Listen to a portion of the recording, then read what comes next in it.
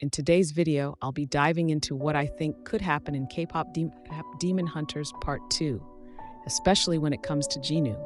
Would he come back in the sequel or not? And how is Huntrix going to make it happen? What happened with Rumi's mom and dad?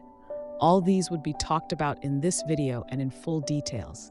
It's going to be an interesting watch, so sit back, relax, and let's explore the possibilities together. Now, there were some key moments in Part 1 that clearly hinted at a sequel. And in this video, I'll be breaking down those moments and discussing what they might mean for the next storyline. Let's get into it. Okay, so in Part 2, the backstory of the Sunlight Sisters would be exposed. It's going to be a story told by Celine, more like a flashback. After the defeat of Guimma, Mira and Zoey demand an explanation of how Rumi became a part demon and why she had to hide it from them for so long. And this is where Celine is forced to tell the whole story, how she became the only surviving member of the Sunlight Sisters, what happened to Rumi's mum and the other lady. You want to know what I think? Well, I think Rumi's mum fell in love with a demon and kept it a secret from her girls because she feared Celine would kill him. Let's say Rumi's dad looks like this. He's probably a lot cuter than this, but let's just work with this.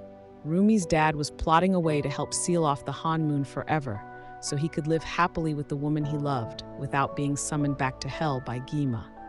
Especially now they were expecting a baby together. Unfortunately, his plan didn't work out.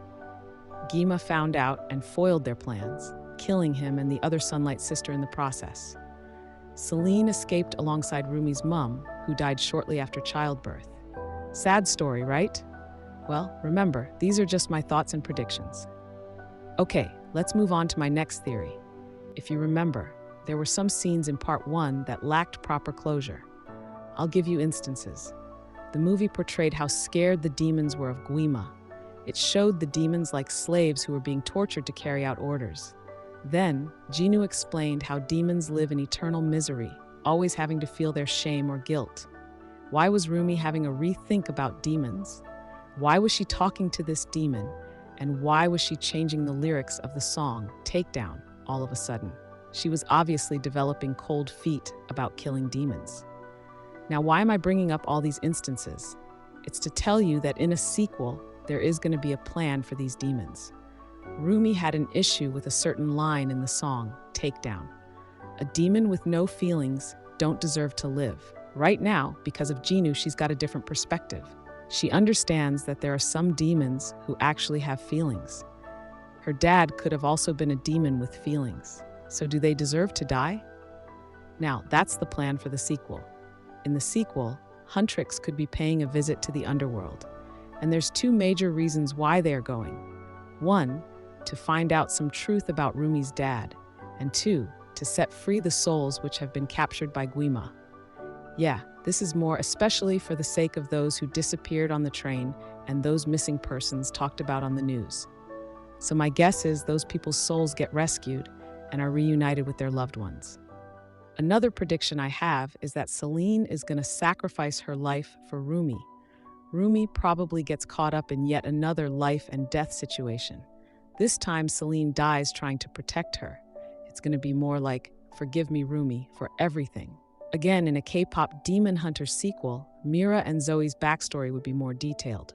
Like, why was Mira called the black sheep of the family, and how did Zoey become a people pleaser? In the sequel, there would be an attempt to correct the underlying reason for the narratives. Mira's family finally accepts her wishes and encourages her dream, and Zoey's broken home somehow gets restored.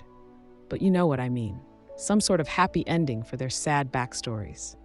Now, let's talk about Jinu's return. Is Jinu really going to come back in a sequel? That's the speculation a lot of viewers have been desiring to happen. As much as it would really be nice to see Rumi and Jinu having a chance to go on a real date one day and maybe have that first kiss, it may not actually happen. We seem to be forgetting something important here. We are talking about a man who has lived for 400 years. That's a really long time. Haven't you thought about the fact that he could be tired of being alive? The only thing Jinu ever wanted was for his soul to be free, to stop feeling the guilt of his past mistakes, and he got what he wanted. He got his happy ending.